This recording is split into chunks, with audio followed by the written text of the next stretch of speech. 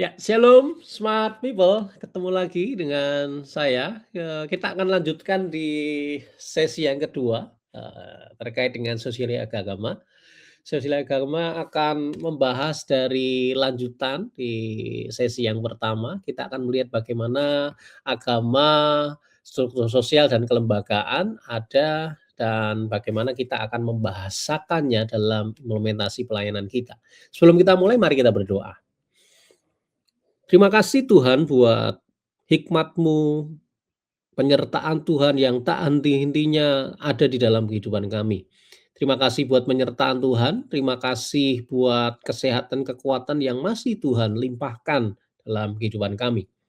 Tuhan, sementara kami mau belajar, kami buka hati, pikiran, pendengaran kami, supaya kami dapat ditambahkan pengertian, kebijaksanaan untuk kami menjalani hari-hari kami. Sehingga Engkau dapati hidup kami semakin hari, semakin berkenan kepada Tuhan dan memberkati orang-orang sekitar kami. Terima kasih Tuhan, terima kasih. Kami ucap syukur dan berdoa di dalam nama Tuhan Yesus. Haleluya. Amin. Ya, kita akan lanjutkan di sesi yang kedua. Kita akan membahas tentang agama, struktur sosial, dan kelembagaan. Ini berbicara soal bagaimana institusionalisasi agama dalam perspektif fungsionalisme. Nah, kita akan mulai dengan bagaimana sih fungsionalisme struktur dan agama ini ada. Ada hal yang menarik ketika kita berbicara soal agama, dalam sistem sosial kehidupan kita, di masyarakat, di gereja, ataupun di lembaga keagamaan, setiap kita sebenarnya punya fungsi. Punya fungsi dan fungsionalisme ini memandang masyarakat sebagai sistem yang terdiri dari bagian-bagian yang saling bergantung untuk menjalankan fungsi-fungsi tertentu demi mempertahankan keseimbangan hidup. Contohnya, dalam sebuah struktur sosial yang paling kecil di keluarga, terdiri dari bapak, ibu, anak. Contohnya anaknya dua, kakak sama adik. Ketika bapaknya tidak berfungsi, maka yang terjadi ibunya ini akan mempunyai dua fungsi. Dia akan menjadi bapak sebagai kepala keluarga, pencari nafkah, sekaligus menjadi ibu yang penuh dengan kasih sayang, merawat, memelihara anak-anaknya. Ketika ibu tidak berfungsi, maka bapak juga akan menjadi dua peran, dia menjadi bapak dan dia menjadi ibu. Kakak tidak berfungsi, maka adiknya juga tidak punya naungan seorang kakak. Demikian juga selanjutnya. Oleh sebab itu, dalam sebuah struktur sosial, setiap kita punya fungsi masing-masing yang saling bergantung. Nah, agama dalam perspektif ini memiliki fungsi-fungsi esensial yang tidak dapat digantikan begitu saja. Contohnya ketika kita berbicara soal masyarakat sebagai sistem, keluarga yang saya, contohkan tadi, dia menjadi sebuah subsistem yang paling kecil, di mana keluarga tadi harus memperhatikan dari sisi pendidikannya, pendidikan pendidikan, keagamaan, politik, ekonomi dalam sebuah sistem itu mereka saling bergantung. Ketika satu sistem tidak berfungsi, maka yang terjadi dia tidak bisa saling menjaga keseimbangannya. Pendidikan tidak berfungsi, maka yang terjadi kita akan menjadi orang-orang yang kurang berpendidikan. Agama tidak berfungsi, maka yang terjadi tidak punya keseimbangan untuk menjaga nilai moral, kebudayaan, dan juga nilai-nilai keagamaan. Nah, Robert Merton dia mengatakan bahwa sebenarnya ada fungsi manifest dan fungsi laten dalam keagamaan. Yang disadari atau disengaja, fungsi laten ini sebenarnya menjadi sebuah hal yang perlu dianggap sebagai hal-hal yang mungkin kita tidak sengaja atau tidak sadari, itu menjadi fungsi laten keagamaan. Agama punya fungsi manifest yang pertama memberikan makna dan tujuan hidup. Orang yang beragama seharusnya dia tahu maknanya di tengah-tengah ciptaan Tuhan, Di tengah-tengah semua ciptaan Tuhan ini, manusia dianggap sebagai makhluk ciptaan Tuhan yang paling sempurna. Sehingga ada istilah imago Dei di situ. Artinya apa? Ketika dia di tengah-tengah seluruh ciptaan, dia seharusnya berfungsi sebagai orang yang benar-benar mandataris Tuhan, menjaga semesta dan sesama.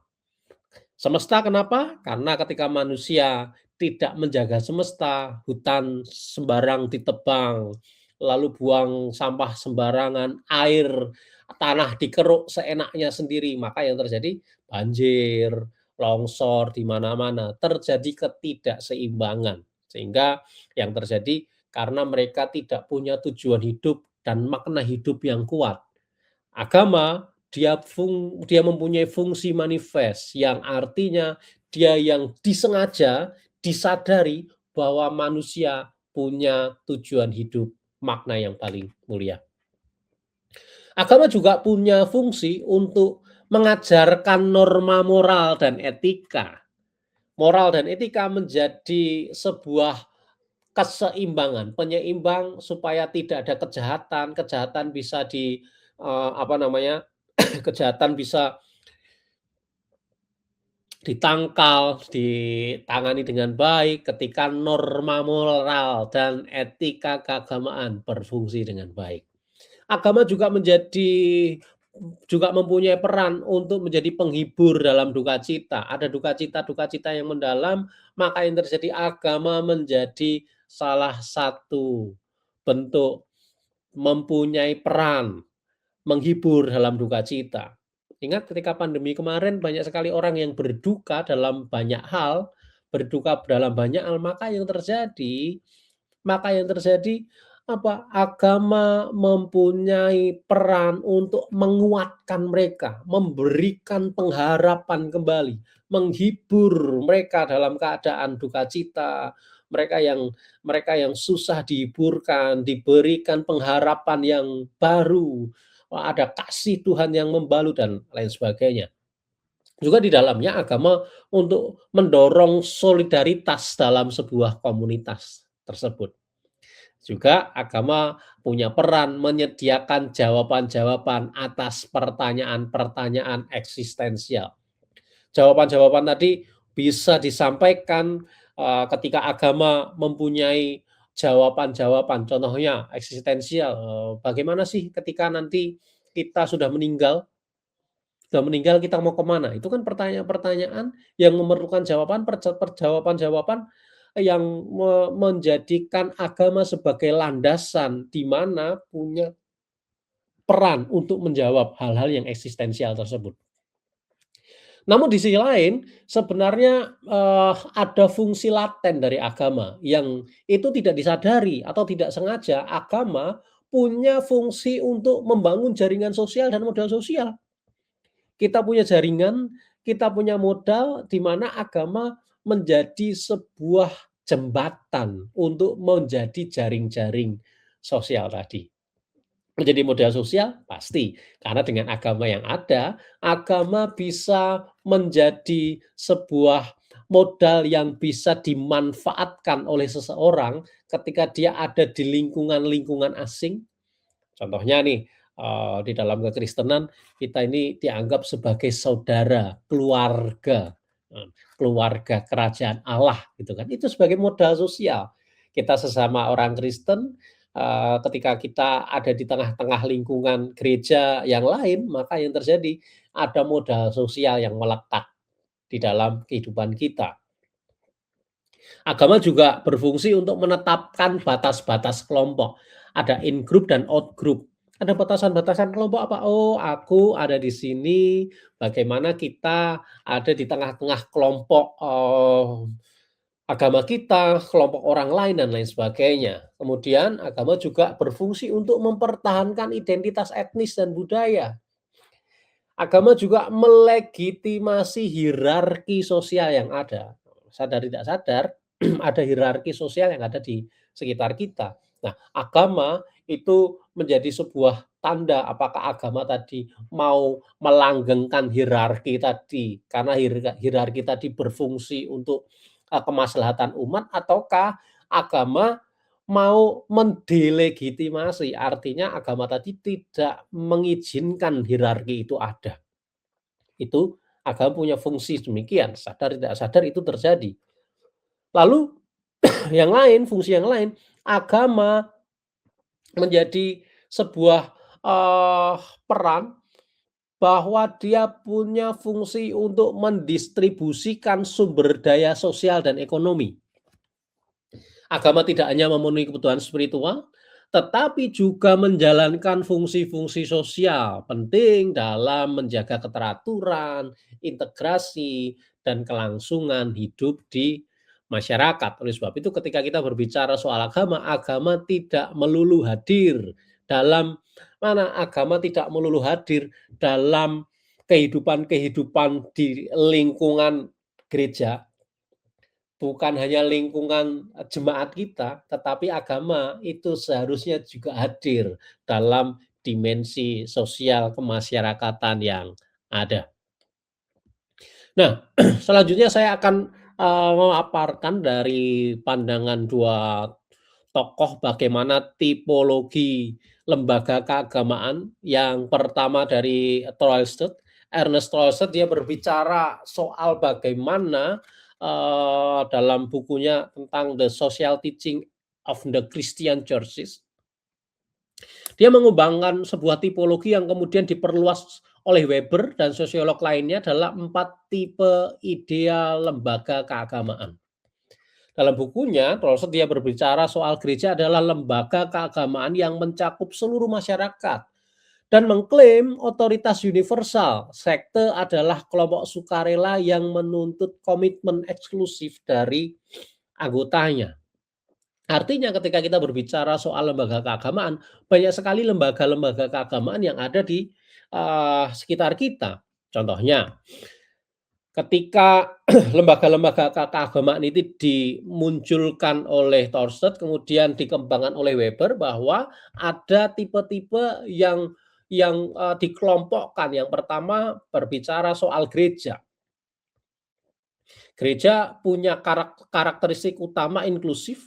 Gereja itu menerima dari berbagai macam situasi sosial, apalagi budaya, etnis, keanggotaannya. Kan ada gereja-gereja yang, apa, punya punya eksklusif, "Oh, ini gerejaku khusus untuk, orang-orang kaya, untuk orang-orang miskin," nggak bisa.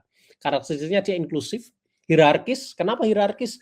Karena gereja itu punya tatanan struktural tuh ya, ada pendeta, ada majelis, ada jemaat, penata layanan dan lain sebagainya. Dia menerima dunia artinya apa ya, orang-orang yang mengalami tekanan kehidupan dan lain sebagainya dari dunia ini, masuk ke gereja boleh. Dia menerima keanggotaan sejak lahir, sehingga ada, penyerahan anak di sana, dan di dalamnya ada ritual formal di situ. Ada ritual-ritual formal, di mana ritual-ritual tadi menjadi sebuah penanda adanya gereja tersebut. Nah, ritual formal apa? Pernikahan, yang di mana ritual-ritual formal itu diakui oleh negara. Contohnya, mau ngurus pernikahan, maka, gereja menjadi partner dari negara untuk melakukan sakramen pernikahan di situ. Contoh-contoh konkret ini menjadi sebuah tantangan tantangan bagi, dalam dalam buku-buku, tertentu, gereja-gereja mainstream dianggap sebagai gereja yang sudah lebih mapan di sana. Nah, yang menarik lagi ketika, ketika dalam berbagai macam hal, ada sekte-sekte dalam dominasi lembaga keagamaan di dalam banyak banyak tempat seperti itu. Sekte ini berbicara soal apa? Tindakan-tindakan yang eksklusif. Ada keanggotaan sukarela, dia menolak dari dunia, artinya, yang tidak serupa dengan dirinya ditolak, disiplinnya ketat, dan spontanitasnya tinggi. Dalam beberapa buku sejarah gereja, ketika Pentakosta awal masuk, ini dianggap sebagai sekte, awal-awal. Karena berbeda dengan hal yang sudah mapan, kan gereja yang sudah mapan dianggap sebagai sekte. Namun belakangan ini kita melihat bahwa apa yang baru seringkali dianggap sebagai sekte. Nah, kenapa? Karena berbeda. Seperti halnya contohnya tadi yang saya singgung gereja gereja digital di pertemuan pertemuan sebelumnya saya sampaikan gereja digital dianggap sebagai bukan gereja. Namun sekarang berapa banyak gereja yang sudah memanfaatkan teknologi untuk membentuk keanggotaannya sendiri. Nah, sekte tadi dianggap sebagai sekte karena tidak sesuai dengan hal-hal yang bersifat mapan dan nyaman. Nah, ini menjadi sebuah tantangan bahwa sebenarnya ketika kita berbicara soal sekte ada banyak tantangan, ada banyak hambatan, ada banyak itu karena baru baru sehingga hal yang baru otomatis dianggap sebagai sekte. Nah, namun dalam dunia yang lebih jauh lagi, ini ada spontanitas-spontanitas yang tinggi yang muncul karena gerakan-gerakan, dari keanggotaannya tersebut. Lalu denominasi ini muncul dalam lembaga-lembaga, keagamaan, denominasi muncul ini karena ada antar gereja dan sekte ini memunculkan sebuah gerakan-gerakan baru yang namanya gerakan denominasional. Gereja-gereja terpecah dalam gereja-gereja yang tadinya kaku, yang sekte ini dianggap sebagai gereja yang cair, tapi denominasi ini gereja yang lentur. Lentur itu ada kakunya, tapi ada hal-hal yang bersifat cairnya. Nah, ini menjadi sebuah tantangan bagaimana gereja-gereja ini mempunyai denominasi. Di Indonesia banyak sekali denominasi yang terlembagakan di Indonesia.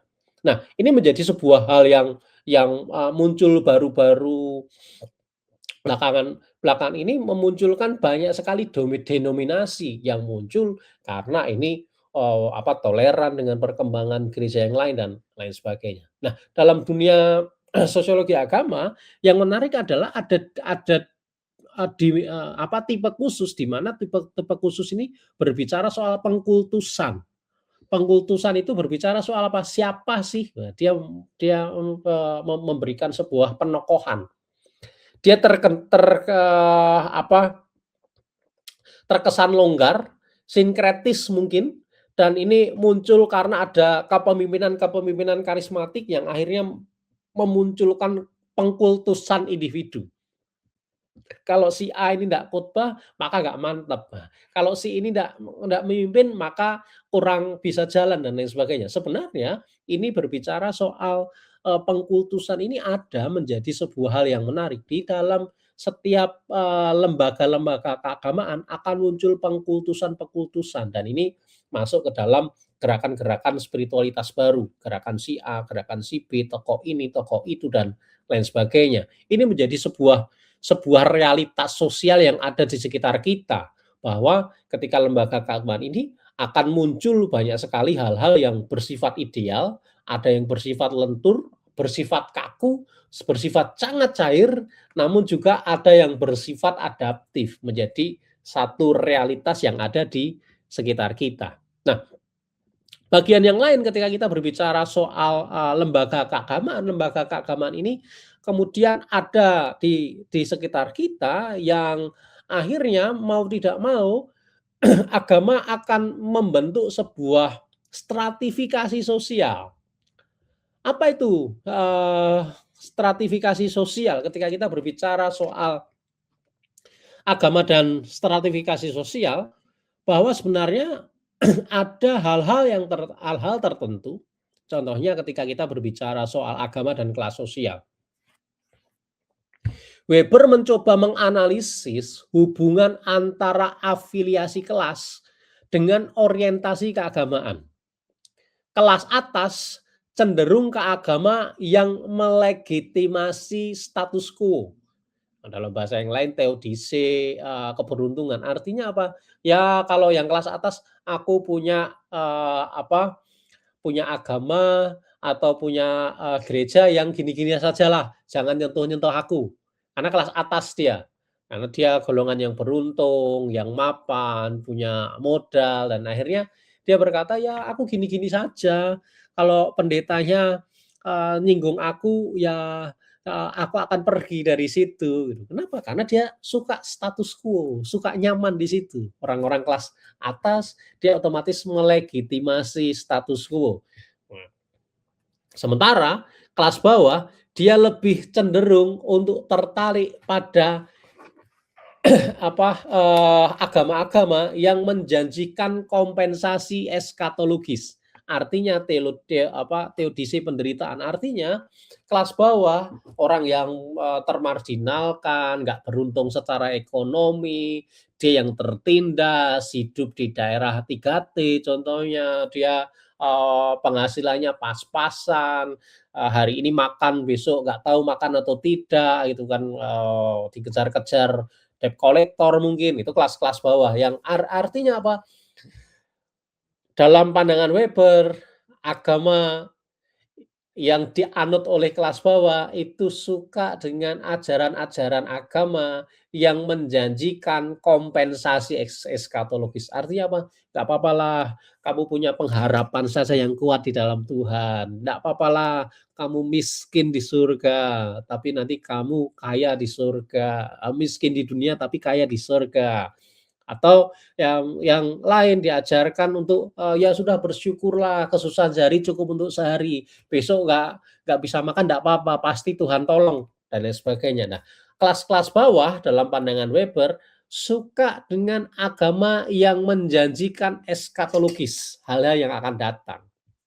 Namun, kelas atas itu tadi berbeda dengan kelas bawah. Kelas atas mereka suka dengan, orang-orang atau agama-agama yang bersifat status quo.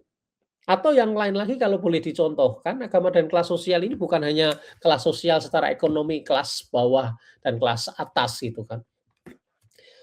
Sebagai contoh, gereja, gereja di kota dan gereja di desa juga sama, punya perbedaan cara pandang tersendiri. Gereja di kota, orang-orang kota suka gereja yang on time. Jam 7 ibadah ya jam 7.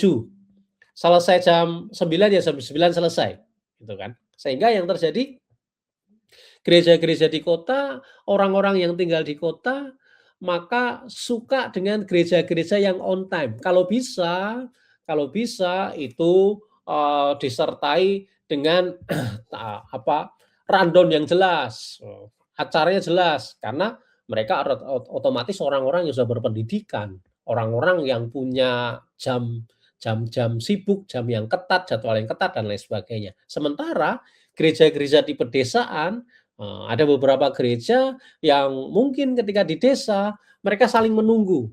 "Oh gimana, udah jam 7 nih? Oh bentar, belum selesai, bertaninya belum selesai. Oh bersihin kandang belum selesai. Cari makan buat, sapinya belum selesai." Akhirnya mereka nunggu jam 7, setengah 8 baru mulai. Dianggap sebagai hal yang biasa. Kenapa? Karena solidaritasnya kuat, mereka saling memaklumi, permisifnya kuat. Orang kota ketika masuk ke gereja desa, maka yang terjadi mereka akan saling menunggu gitu kan, "Loh ini jam 7, ibadahnya jam 7, ini jam 7.15 belum mulai. Oh sebentar Pak, kita biasanya setengah 8." Nah, itu berbicara soal apa?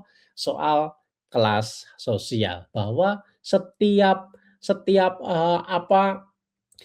wilayah punya cara pandang, cara beragama, dan mereka punya orientasi keagamaannya berbeda dengan yang lainnya. Dalam hal ritual keagamaan juga sama. Ketika di kota sama di desa, mereka punya, hal-hal yang berbeda. Apalagi, nanti kita akan melihat soal gender, itu akan mengalami hal yang beda, bahwa setiap agama punya stratifikasi sosial yang lain. Sehingga seringkali saya sampaikan kepada beberapa teman yang mereka mengelola gereja, saya sampaikan gini, nggak bisa gereja yang satu disamakan dengan gereja yang lain, karena setiap jemaat itu punya keunikan masing-masing. Setiap jemaat punya kekasan masing-masing. Doktrin yang ditanamkan harus sama, namun cara penyampaiannya harus berbeda. Karena setiap kelas sosial dalam dimensi sosiologi agama berkata setiap kelas sosial itu punya paradigma yang berbeda, punya orientasi keagamaan yang berbeda, punya hal-hal yang diinternalisasikan secara berbeda. Nah, agama dan kelas sosial. Jadi kelas sosial sekali lagi bukan hanya bersifat, ekonomis, tetapi bagaimana kelas-kelas sosial itu ada. Contohnya, oh kamu orang desa, orang kota itu jadi kelas juga, geografis juga sama. Oh, mana, ini orang kota, ini orang desa, oh ini orang, 3T kalau, dia orang pedalaman dalam tanda kutip itu kan ya, sebenarnya 3T kan tertinggal, terluar, terdepan gitu kan. Nah, itu berbeda cara beragamanya dengan hal-hal, yang lain.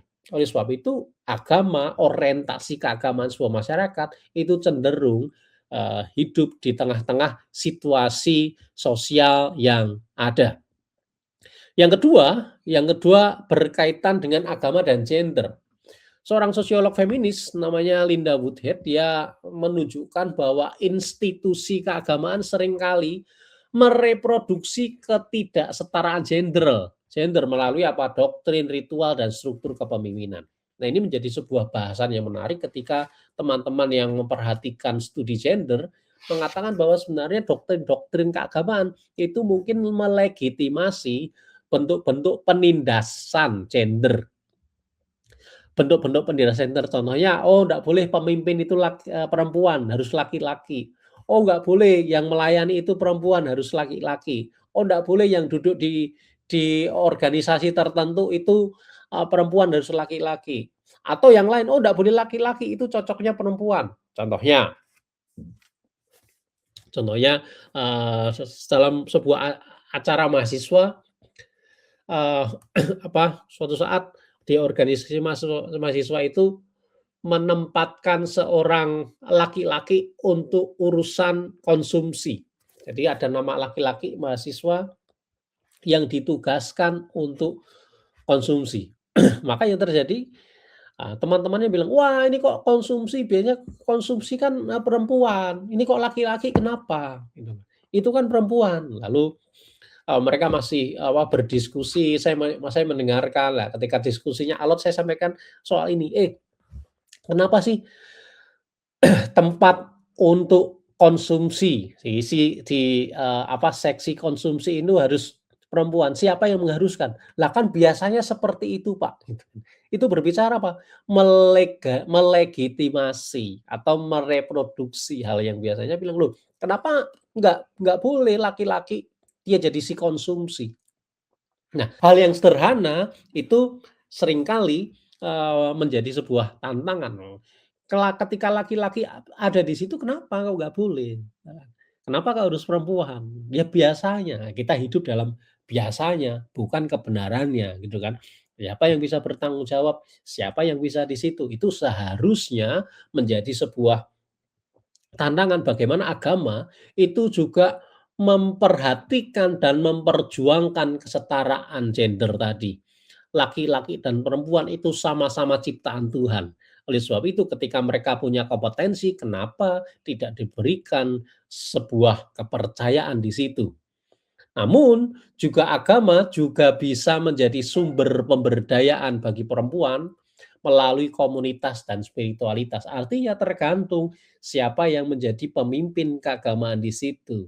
Dia mereproduksi contohnya doktrin patriarkal di, ritual-ritual tertentu, boleh perempuankah, laki-laki, dan lain sebagainya. Termasuk ritual-ritual yang bersifat maskulinitas dan lain sebagainya, termasuk ketika struktur kepemimpinan didominasi oleh laki-laki atau didominasi oleh perempuan. Seharusnya, kita memandang bukan pada gender, tetapi kepada kompetensi. Siapa sih yang berkompetensi di sana? Tidak seperti tadi yang saya contohkan, "Loh biasanya kan perempuan, ini laki-laki." Atau yang lain, "Loh ketua itu harusnya laki-laki, ini kok perempuan." Nah itu berbicara soal apa? Soal gender. Kecuali kita berbicara soal kompetensi, dia kompeten nggak di situ? Laki-laki ngurusi konsumsi, tapi kompeten nggak? Kalau kompeten ya sudah, tapi kalau nggak kompeten, itu yang perlu kita pertanyakan lebih jauh. Sehingga agama seharusnya menjadi sumber pemberdayaan bagi apa? Komunitas perempuan contohnya. Salah satu hal yang menarik kalau, kita membaca bukunya Kegerakan Pertumbuhan Gereja di Korea, Paul Yong-ki-cho, di Home Cell Group, ada satu buku Paul Yong-ki-cho judulnya Home Cell Group, dia yang kemudian membuat komsel, kelompok-kelompok sel meledak di beberapa tempat. Yang menarik adalah Yong-ki-cho pertumbuhan gereja yang semakin cepat di sana karena Yonggi memperhatikan bahwa sumber pemberdayaan yang paling efektif pada waktu itu gerejanya adalah perempuan. Dia mempelajari, melakukan riset bahwa perempuan ketika jam 9 pagi sampai nanti jam 1, jam 2 siang, banyak yang hanya di rumah saja dengan pekerjaan ibu rumah tangga. Akhirnya mereka nggak punya aktivitas, kumpul-kumpul ngerumpi. Nah, Yong Icho melihat hal ini, akhirnya dibekalilah dia, diberdayakan secara komunitas dan secara spiritualitas. Kemudian dibekali menjadi salah satu bagian yang efektif dari gereja itu. Untuk bisa apa? Memimpin komsel. Daripada kamu ngerumpi, kamu beritakan kabar baik. Kamu pimpin komsel-komsel itu, diberikan kepercayaan jadi pemimpin-pemimpin di situ. Akhirnya perempuan yang ketika dia diberdayakan, dia punya andil yang besar. Untuk apa? Untuk bisa mengembangkan gereja. Sehingga Yonggi terkenal dengan pertumbuhan gerejanya dengan komunitas sel yang efektif karena berhasil memberdayakan komunitas perempuan. Dimulai dari mana? Dari riset. Sebenarnya siapa sih yang punya waktu luang di sana? Nah, ini menjadi sebuah tantangan. Apakah gereja atau agama mereproduksi ketidaksetaraan atau sebaliknya gereja menjadi sumber pemberdayaan di gereja dan masyarakat sekitarnya. Agama seharusnya dia menjadi tempat untuk memberdayakan, bukan memperdayakan. Jangan sampai kita memperdaya jemaat hanya untuk kepentingan gereja, keuntungan diri sendiri. Tapi bagaimana mereka semua diberdayakan sesuai dengan kompetensi, fungsi, kualifikasi masing-masing sehingga mereka ketemu dengan potensinya dan mereka bisa menemukan potensinya yang aktif di dalam setiap kompetensinya. Yang ketiga, agama dan stratifikasi sosial sebenarnya ketika agama punya hal-hal yang bisa diberdayakan, baik itu agama melanggengkan soal kelas sosial ataukah agama mau mencoba menyetarakan kelas sosial tadi, ataukah agama mencoba mereproduksi ketidaksetaraan atau sumber-sumber pemberdayaan. Yang ketiga, agama dan etnisitas, bahwa sebenarnya di Indonesia agama dan etnisitas itu seringkali terjalin erat. Ada seorang penulis namanya Will Herberg, dia mengatakan bahwa sebenarnya identitas keagamaan itu bisa saja menggantikan identitas etnis di masyarakat urban. Namun temuan Gerd, seorang antropolog yang dia mempelajari kehidupan agama dan agama-agama di Jawa khususnya, dia menyatakan bahwa sebenarnya ada keterkaitan antara etnis di Jawa. Dia mengatakan soal santri, abangan, priayi, dan kemudian mengilustrasikan hal-hal yang serupa. Artinya etnis tadi sangat erat kaitannya dalam dimensinya Gerd, dia mengatakan bahwa sebenarnya dia menjelaskan santri itu sebagai orang yang beragama taat dalam praktek ritualnya. Artinya ada orang-orang yang menjalankan praktek ritualnya dalam etnisitasnya. Nah, sehingga ada hal-hal yang perlu dikedepankan bahwa sebenarnya ketika orang-orang beragama taat keagamaannya, kalau dalam bahasanya Durkheim, dia membedakan orang-orang yang punya kehidupan sakral lebih banyak daripada yang profan. Dia sudah lebih dekat dengan Tuhan daripada orang-orang awam. Nah, ini menjadi sebuah tantangan bagaimana dalam tipologi masyarakat Jawa dalam Gerd tadi ada orang yang memang menjaga taat dengan tuntunan dan juga arahan keagamaan, ada orang yang tengah-tengah artinya dia taat keagamaan juga dia taat dengan budaya, namun ada golongan-golongan priayi atau pejabat-pejabat pada waktu itu mencoba memadukan, mengkontekstualisasi nilai-nilai lokal dengan kehidupan-kehidupan di masyarakat dan juga di keagamaan. Sehingga ketika kita berbicara soal agama dan stratifikasi sosial, agama tadi tidak pernah berdiri di ruang hampa. Dia selalu berinteraksi dengan kelas. Tadi saya sampaikan bahwa agama seringkali berinteraksi dengan kelas sosial, kelas pendidikan, dan juga dia selalu berinteraksi dengan gender, laki-laki atau perempuan, orang yang gendernya sangat maskulin, sangat patriarkal, dia tidak akan pernah menghargai perempuan ketika perempuan ngomong, ketika perempuan memimpin, ketika perempuan menyusun program, ide dan lain sebagainya, dianggap sebagai warga kelas 2. Dalam Jawa yang menarik, perempuan itu dianggap sebagai konco wingking yang artinya di belakang saja. Gender ataupun etnis, agama dan etnis pasti akan terus bersinggungan. Seorang Jawa tidak akan pernah kehilangan kejawaannya ketika dia beragama Kristen. Nah, contohnya saya punya teman Jawa yang, jadi Kristen, maka yang terjadi dia masih suka dengan kehidupan-kehidupan Jawanya, bertapa, mutih, puasa dan lain sebagainya. Meskipun dia Kristen, kenapa? Karena agama tidak pernah bisa dilepaskan dari simbol-simbol budaya dan adat istiadatnya. Suku apapun itu, maka ketika agama bertemu dengan etnisitas, bertemu dengan hal-hal yang bersifat identitas-identitas kultural, maka yang terjadi agama tidak bisa sepenuhnya menggantikan identitas-identitas etnis tersebut. Sehingga kita perlu melihat agama perlu didekati dari dekat supaya kita melihat apakah agama tadi bisa bercampur dengan bercampur dengan suku-suku etnis budaya tertentu ataukah dia menjadi pemisah di situ. Nah, itu dalam kajian-kajian teologi kontekstual itu akan dibahas terkait dengan bagaimana agama berkelindan dengan budaya-budaya, dengan tradisi-tradisi, dengan simbol-simbol budaya dan lain sebagainya. Oleh sebab itu, agama sekali lagi bukan berdiri di ruang hampa yang kemudian langsung memberikan sebuah identitas baru, tetapi bagaimana agama itu bisa punya, fungsi dan peran yang baik di tengah-tengah masyarakat, sehingga agama bisa diterima oleh masyarakat dengan baik. Nah, lalu saya akan mengajak kita untuk mencoba menelaah ke dalam. Dalam tipologi tersebut, mari kita telaah lebih mendalam.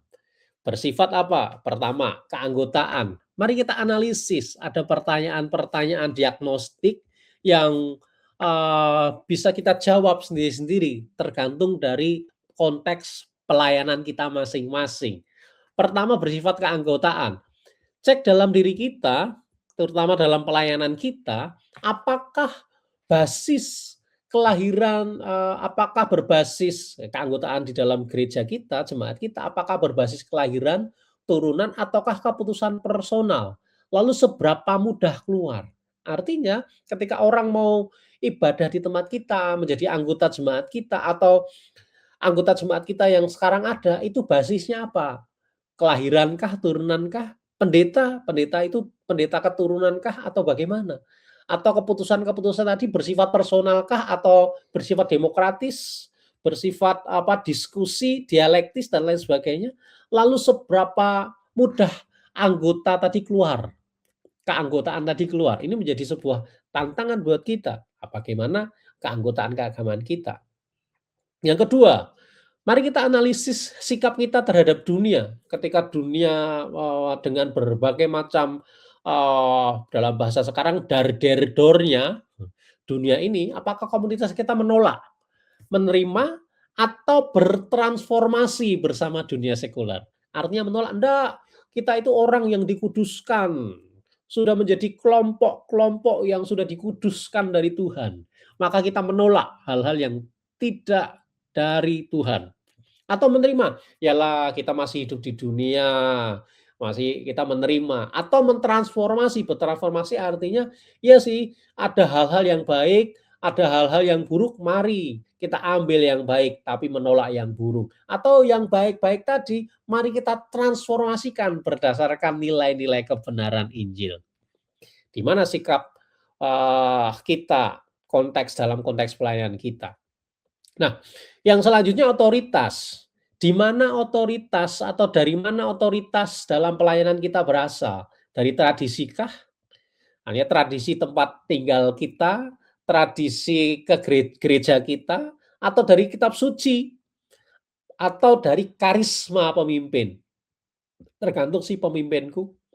Semuanya kalau dalam bahasa Jawa, sabdo pandita ratu gitu. Artinya apa ya? Kalau pemimpin ngomong A ya harus A, B yang harus B, atau konsensus. Konsensus ya kesepakatan lah. Majelis, pendeta, penata layanan, oke kita kumpul yuk. Kita untuk ngomong soal tata gereja, tata pelayanan dan lain sebagainya. Dalam dimensi kita seperti apa? Karena dari situ akan lihat bagaimana kelembagaan kita ada, bagaimana agama tadi ada stratifikasi atau tidak. Lalu yang selanjutnya inklusivitasnya, seberapa terbuka terhadap perbedaan teologi. Apakah gereja dan pelayanan kita terbuka terhadap perbedaan teologi? Ataukah ya saklek teologiku seperti ini sampai nanti Tuhan datang kedua kali ya kita seperti ini, tidak boleh diganti. Termasuk inklusif terhadap etnis. Ya karena gerejaku ini didirikan dari gereja Jawa, maka dari etnis lain tidak boleh masuk di sini. Atau bagaimana? Kelas, oh ini khusus kelas-kelas atas, influencer dan lain sebagainya. Yang nggak pakai sepatu merek ini nggak boleh masuk, baju merek ini nggak boleh masuk. Inklusif kah? Lalu dengan gaya hidup seperti apa? Apakah gaya hidup yang ada di gereja dan pelayanan kita itu inklusif terhadap bermacam-macam perbedaan, bermacam-macam gaya hidup yang ada di sekitar kita. Nah, yang terakhir berkaitan dengan stratifikasi internal. Pertanyaannya, adakah hierarki formalnya? Adakah yang secara formal? Formal itu secara hierarkis seperti apa? Sudahkah dia membawa pesan dan kesan daripada Tuhan sebagai sang pemilik gereja tadi, ataukah dia hanya menyampaikan atau mewartakan kabar dari dirinya sendiri, dari hierarki tadi. Terus bagaimana dengan gender? Apakah gender tadi dihargai? Peran gendernya diakui, usia, dan kelas dalam struktur tadi. Oh, kamu belum tua, nggak boleh berbicara kepada kami, para penatua. Karena penatua itu tujuannya untuk orang tua, orang muda nggak boleh, dan lain sebagainya. Gender, usia, kelas dalam struktur tadi. Nah, pemetaan tipologi ini akan membantu kita melihat bagaimana lembaga-lembaga keagamaan kita, pelayanan kita, apakah terjebak dalam stratifikasi sosial yang membedakan kelas tadi, yang kemudian kita menafikan sisi kontekstual yang ada sekitar kita, dan akhirnya kita melakukan dalam dalam bahasa Marx alienasi, mengasingkan orang-orang yang tidak sesuai dengan kita. Artinya ketika hal itu terjadi maka lembaga keagamaan kita akan cenderung punya punya lembaga yang tidak berfungsi secara sistem, namun kita mencoba memaksakan di dalam sistem tadi. Yang pasti ketika sistem tadi dipaksakan, yang terjadi di dalam gereja tadi tidak berupaya untuk memberdayakan, tapi memperdayakan. Ingat, di dalam kehidupan kita yang kita cari adalah bagaimana kita bisa menjadi berkat, menjadi menjadi garam dan menjadi terang buat orang-orang sekitar kita, bukan malah menjadi batu sandungan bagi orang-orang di sekitar kita. Oleh sebab itu, smart people, mari kita lihat dalam diri kita, berefleksi dalam pelayanan kita, jangan sampai pelayanan kita hanya memanfaatkan orang untuk kepentingan kita. Seharusnya bagaimana orang-orang yang ada sekitar kita, mereka bisa menjadi dampak kita bisa menjadi dampak bagi mereka dan mereka bisa menjadi dampak bagi orang-orang di sekitar mereka. Sehingga pelayanan gereja kita, apa yang kita lakukan melalui pelayanan kegiatan kita, program-program yang kita lakukan, semuanya berasal dari Tuhan, untuk kemuliaan Tuhan, dan berdampak bagi jemaat kita. Jangan sampai kita menyuburkan, melegitimasi hierarki yang tidak sehat,